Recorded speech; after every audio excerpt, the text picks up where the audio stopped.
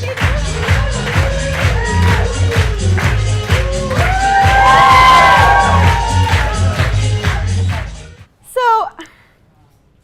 I was 12 the first time that I actually walked inside a huge, giant, enormous shopping mall. I was with my sister, and yes, I was 12. And for each one of you guys who grew up in Malaysia, it might sound very, very weird. It's full of shopping malls, right?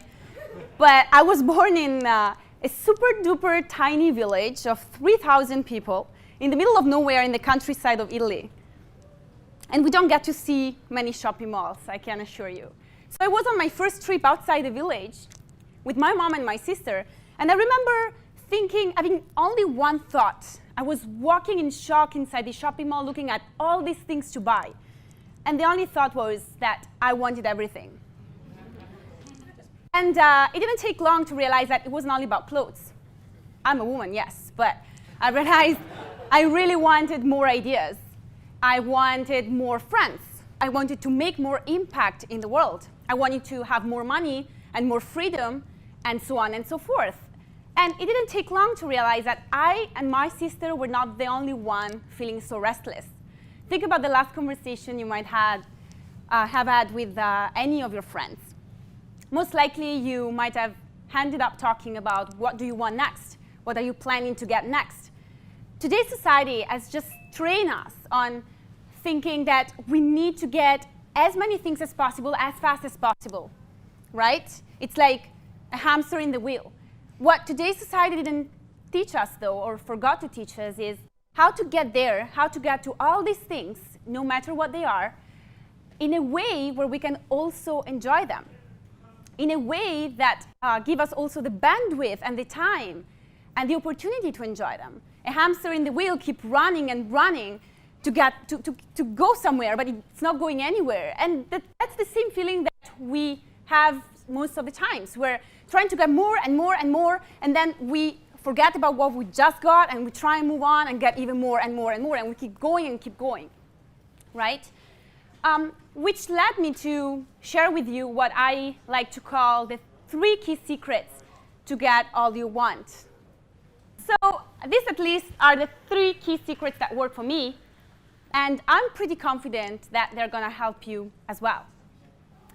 So the first one is actually based on a very common concept. I'm pretty sure that most of you guys have heard about the triangle of life, or triad of life, according to which life is based on 3 big verticals, which are mind, body, and spirit. You can tweak them in health, wealth, and mind.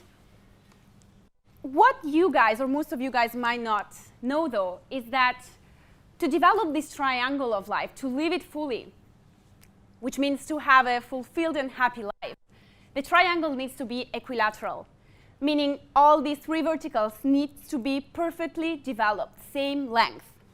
Why? Because they connect with each other. How many times have you guys, boys, even girls, met a gorgeous woman, beautiful, with an outstanding career in front of her, really smart, but for some reason keep bumping into the wrong man over and over and over and over again? How can this woman bump into the wrong man all the freaking times, right? So where is the catch? What is wrong? Where are all these connections that some people are missing? Now, let me ask you a question. How many of you guys are into workout? How many of you actually work out? I know quite a few, right? And who can tell me one benefit or a couple of benefits of working out beyond the fact that you feel actually thinner and fitter and maybe healthier? What is it that is connected to that indirectly that you enjoy? You happy? What else? Productive. Right. Right. So what happened is that, again, school, society, and the educational system taught us to think in compartments. If you work on your wealth, you're not really working on your health. If you're working on your health, you're not really working on your mind. It's all wrong because they're all connected. So being a woman, once again, I always have been obsessed with looking good, right? And when I started working out to look good, I really hated it. I hated it so much that what I figured, I tried and figured out all the possible ways to actually get myself down to do it. And my last attempt was to outsource my workout. Exactly. So I actually hire a personal trainer to force me to get down to it and get disciplined about it. I figured that if I pay someone and I pay him well, I'm going to feel guilty if I'm not going to actually do it. How many of you guys think that actually worked? Yeah, very few of you, because it didn't work. It actually lasted for a couple of weeks and imploded in itself, so much so that I had to fire my personal trainer. But seriously, guys, here in Malaysia, by the way. But what changed everything was my change in perspective, was started thinking that everything was connected. And this happened when I realized that by working out, I could actually be more productive. And I'm a business person, I'm a businesswoman, I have a business. Being more productive, being more in flow is one of my biggest challenges, right? Because I'm doing so many things at the same time. And when I realized that just by doing those 20 minutes every 3 days, I could actually have an impact on my business, made me realize how important that could be. And I kept doing it. So next time you're reading a book, whether it's for school or for work, don't do it because thinking that someone forced you to do it and you have to do it because you have to study. Think that in the middle of that book, you might find that single idea that might lead you to the next business launch, or if you're in a job, to the next promotion, so the next ideas, and so the next promotion. And what can you do with the promotion? You might get more money. And what can you do with more money? Well, you might get your family for a holiday, or you might enjoy a very nice night out with friends, and maybe because you are in the right mindset and mood, you might meet the person that you've been looking for so long. Now, the triangle.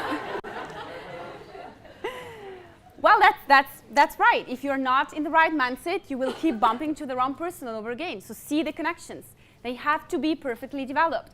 But that's not enough. Why? Because society tells us that we need to get more. But it tells us also, oh, you need to get there fast as possible. Which brings me to the second point, which is how do I get there? Choosing the shortest way, the so-called critical path. Critical path is actually a concept that is mainly used in business, but it can be applied to life as well. So I figured different ways. I was wondering, how can I actually get there? How can I develop those 3 verticals of the triangle in the fastest way? And I figured that the most efficient way to do so, it's actually almost the most obvious, but most difficult to do, which is learning from people who have already developed that specific vertical that you haven't developed, whether it's wealth, health, or mind. Why is it so difficult to learn from others? Way more difficult than it seems. Because every time we approach someone to learn something, our brain triggers this so-called comparison process. We start comparing ourselves to whoever we have in front of us.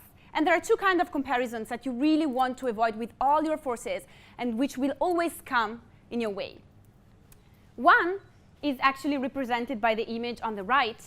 So pretend you are the pink circle in the middle, and you approach someone to learn something from that person, and then you realize that that person hasn't really developed something that you have developed as well. And you start gloating, and you start thinking, hey, I'm actually much better than this person. Maybe I don't even have to learn anything from this person. We start, feeling bigger. And we forget about everything that we can possibly learn from that person. Let's say you're talking to a business person, to a businessman, which is huge and obese. And you're like, oh, I am much better. I'm not going to learn from this person any business. No, wrong. But that's before going into what's right. There is another way of comparison which is very dangerous, which is the opposite way. The second image on the left has you feeling way smaller because you're approaching someone and you might feeling, oh, that person is such at a high level, that person is never going to talk to me. And you start feeling like, let's assume that this person actually is way more successful than you, maybe has a different education, but got where you want to be way faster. And you start feeling smaller and smaller, and you feel like, damn, you feel like a piece of small, tiny shit surrounded by genius giants, right? Well, let me tell you one thing. They're the same size. You are the freaking same size. Those balls right there are the same that are up there. It's a mind trick. It's seriously a mind trick. So next time you're approaching someone to learn something and you find yourself comparing in any of these above ways, stop. Laugh at yourself, step back, and think that you want to figure out how that person developed a specific vertical of the triangle that you haven't developed, whether it's wealth, health, or mind. And that same person might learn from you to develop another vertical of the triangle that you have developed better. Okay? So we've talked about the triangle of life. We've talked about how to actually get there fast. But there is a third point that you need to keep in mind when it comes to get a fulfilled, happy, and balanced life, which are the so-called 4 seasons of life. And I'm not talking about age, biological age kind of seasons. I'm talking about up and downs that life will always bring, even if you are the most passionate and determined and smart person in this planet. Now, imagine for a second you are a farmer. And please, even people who are from Malaysia, think about the 4 seasons: autumn, winter, summer, spring. The real seasons. I mean, the European season, whatever seasons, so the 4 seasons. So think about you're a farmer, and your life is depending only on the soil and the crop that that soil is going to actually give you. Which one, who can tell me which one is the most important season for the farmer? Is it winter? Is it autumn? Is it summer, or is it spring? Which one?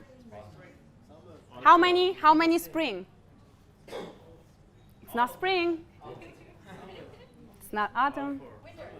Yes, it's winter. Why? It's very easy. It sounds and it looks like the most unfavorable season, but at the end of the day, without winter, there is nothing else. Why? Because during winter, the soil gets enriched again, get the mineral back. It is in winter that the soil rests and allow you to plant what you want to plant in the spring and then cut the crop in the summer. And that life is working the same way. So every time you feel stuck in any of the verticals of the triangle, don't get angry at yourself. Don't get frustrated. Maybe it's just winter, and winter shall pass. Will pass, for sure.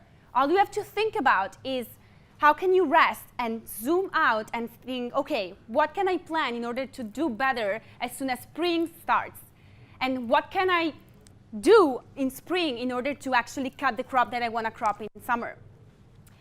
So it sounds very obvious, but we all know it's not. We get frustrated, we get anxious, and we shouldn't. We should understand that up and downs are absolutely fine. All we need to know is keep our balance and understand which season we are in that time. So next time you're stuck at work, maybe it's just winter. So think about what's the next book you want to read. Think about what's the next idea you wanna try and come up with.